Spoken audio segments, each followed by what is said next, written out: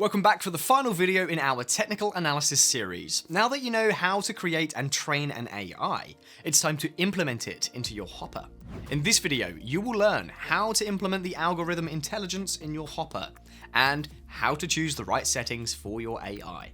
Implementing the AI is similar to implementing a regular strategy, though it's a bit more complex since you have more settings. Here we'll use the corrected scores for both buys and sells.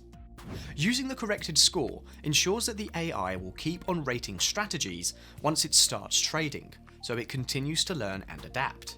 Remember that the AI will send a score from 0 to 100, with 100 being a very strong buy and 0 being a very strong sell.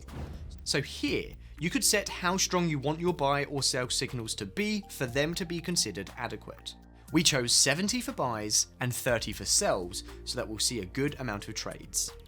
Now that you have implemented the AI in your Hopper, it's time to change some settings. Remember that when we configured the AI, we configured exactly what percentage increase a buy signal needed to reach in order to be considered valid. In this case, we chose 5%. Therefore, each buy signal should bring at least a 5% increase in price.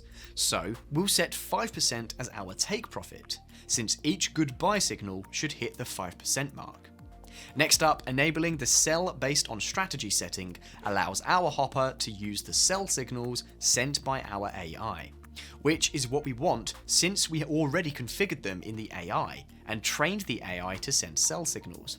Finally, you can set up a stop loss to ensure that you don't lose all your funds with one bad trade. We used 3.5% here because we want our take profit to be bigger than our stop loss, but at the same time, we want to give the trade a little more room to maneuver.